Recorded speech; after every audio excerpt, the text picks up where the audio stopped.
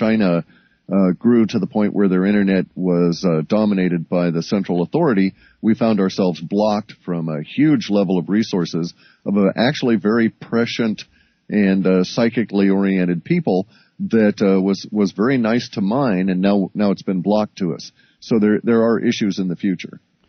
Has anyone from, let's say, military or other kind of information gathering, unit or government agencies or so forth shown any kind of interest in your software?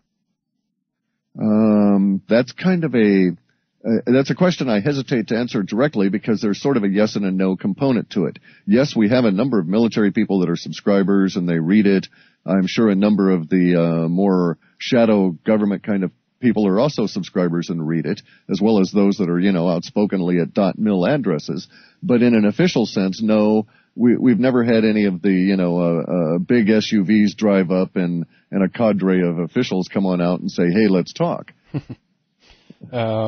And you mentioned a little bit here about, the way you search sites and so forth as well. Maybe we can talk a little bit about what kind of sites you monitor. Have you gone and plugged domain names into the search spider or the search engine yourselves, or do you scan the entire web with aid of other search engines, or how does this work? It's actually the latter. We have our own built-in inherent search engine that's what's known as a following or trailing spider. And that is to say that our spiders are given an initial key address. They may be given, a list of 20 or 30,000 forum to start with. And they would start with one of them, and it's very complex because the spider has the ability, the heuristics involved, allow it to go down 256 layers in links from a keyword outward before having to trace its way back and begin at the next level. So this data gathering process is 24/7 for weeks continuously just to get us to a point of about 40 or 50 million reads that we can start our interpretation. And it does get very complex. Some of the spiders don't return until the very end of the process, whereas others find very few interesting links and therefore don't go into these long spirals. Because each and every link up to a certain point allows them to go an additional 256 layers and so on. So you can see that it can get rather mushroomy, so to speak. Yeah. However, we now are taking advantage of some of the other interfaces that are allowed at the search engines, and we have a keyword search that uses regular expressions of some complexity that are in fact created by a Prolog program, and that then use the search engine core storage and sort of root around in that as a starting point. So we're sort of covering it from both sides. The real key, by the way, is to find sites, and the ultimate thing is to recognize new words when they form, because frequently the words that are brought back are meaningless to us, but if you can catch the new ones as they're forming usually in music or extreme sports or some of these other areas, boy, then you're really onto that because you can follow that emotion as it matures. That's interesting. And do you follow mainstream news media and also alternative news media, or how do you go about that? Yeah, those are read routinely, both as a couple of starting points within our list, but frequently we also, of course, the spiders also get links to hunting on a keyword related to, say, sunflower seeds. And then that it finds an interesting link that leads it over to a conspiracy forum, which then in turn leads it back to an article on the mainstream media. That kind of a deal. So it's a cross-domain name, so to speak, and it search certain kind of, what do you call it, subdomains or below Correct. Levels? Oh, okay. Correct. Really interesting. And so how many years have you guys been doing this now then? My first real run was done in 1997, and I've been doing it pretty much continuously since then. So, 11 or 12 years now. And what is the image that is starting to building here both in terms of accuracy, I guess, but also in terms of where things are going? In terms of accuracy, I always say that we're twice what chance would allow, but that of course means we're still wrong half the time. And that's rather a misleading statement, and I don't do that deliberately to mislead, but for those people whose monkey minds want to deal with numbers, it gives them a fair approximation of where we're at. We're about 51 or 52% right in the main, if you wanted to look at it as a sheer number of words that are actually matched up. However, our accuracy is a little bit more complex than that, because at an archetype level, it's extremely accurate. But as we drill down towards the details, only occasionally are we extremely accurate at the detail level, but when we are, it can be spectacularly accurate in the sense that we had the number 300,000 dead show up 8 months before the tsunami. And by all accounts, it was around that number that were killed. We had the Northeast power outage here in the U.S., which was a big deal. It was not determined to be terrorism or anything, but we had a huge amount of the words around that 3 weeks out, and we were about 92% or more of the linguistics that we forecast actually showed up in the mainstream media that day and the following day about the event. And that's actually how we judge our success, by the way. Because what we seem to get is not a description of an event in the future, but rather a leaking out of humans as to what those words will be used to describe that event shortly after it's happened. Kind of a confusing description, and I'm not trying to weasel out of accuracy ratings or anything here, but I want to make it clear that in the case of the Northeast power outage, one of the first words we had was terrorism.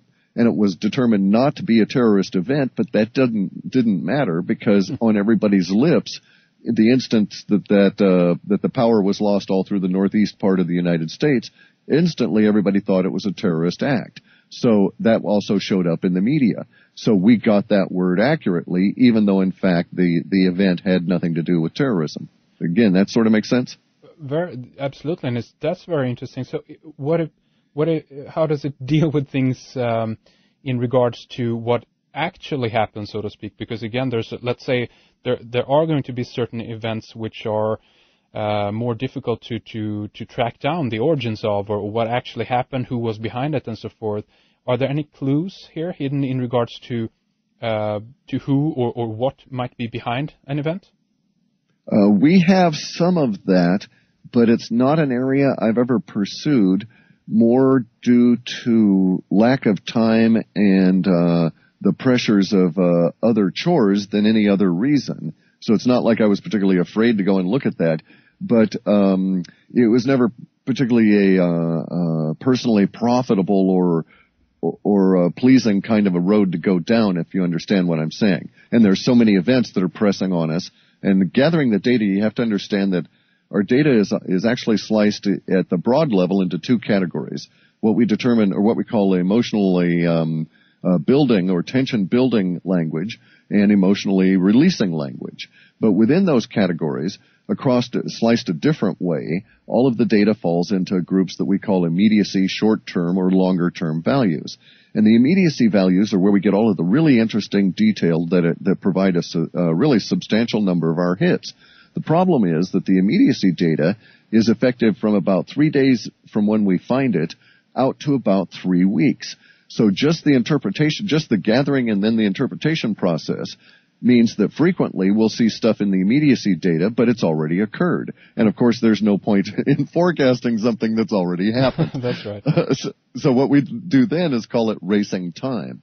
And it becomes rather stress-filled and pressure-filled to try and plow through all the immediacy data in a timely manner and get a report out. But it has yielded some just spectacular things, such as the immediacy data was responsible for our forecast 3 days before the Olympics in Greece a few years back, that the Greek Olympic team would suffer some accidents. Sure enough, they had a motorcycle accident of two of their best athletes just hours before the opening of the game the next day, that kind of a deal.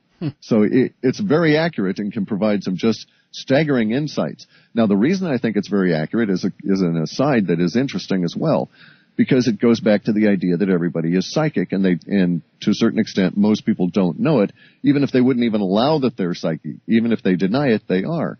But the issue is that the more they are unaware of their psychic ability, probably, in my mind, their ability to reach further out into time is reduced. So I think most of our immediacy data comes from these people that really are unaware of their own psychic ability. They're going about their daily lives and they're just leaking this information out on the internet, not knowing about it, but it doesn't look out very far into the future. Make sense? Yeah, and would you also say then that the bigger of an event, meaning the more emotional impact or resonance, if I can use that word, so an event will have, and tension building consequently, do you think that it will be easier to predict such an event even though it's further into the future? That is just the way it worked out, as a matter of fact. And you've hit on what we call the George Ure postulate. Now, George Ure ran an economics site that I read because he's a very good writer. And I just used to read it rather haphazardly up until about 1999 when everybody started really getting focused on economics. Now, at that point, I'd already abandoned the idea of using my software approach to forecast the market because I was too intrigued about all of these other psychic impressions that were coming through and was trying to sort out in my mind what I was really getting back in the way of the data. But at some point in the year 2001, I think it was perhaps June or so, I contacted George Ure and I told him, look, I've got all this data that suggests we're going to hit this tipping point. And the tipping point is going to mean that everybody on the planet is going to live their lives differently after the tipping point. And I've got some data here that sort of half-assed describes it. And I think that this thing will hit in the next 90 days. And I also told him at that time that I think the most probable point is that it'll hit within the first 15 of those 90 days, and that the potential for it to hit will trail off in those 90 days.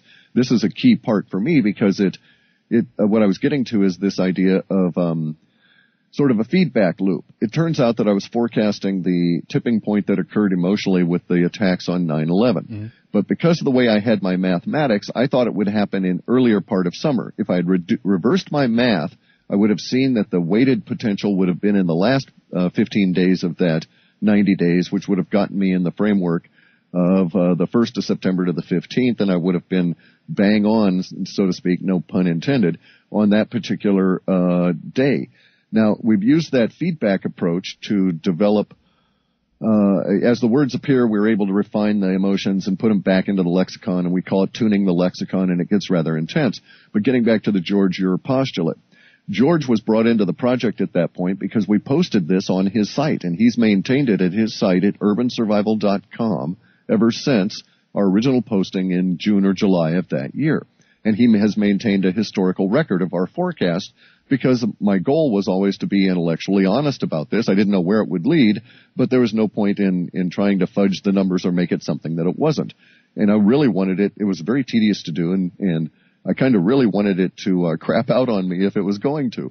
So what I do, though, is the Ure postulate, getting back to that. George noticed over the course of 2001 and 2002, as we were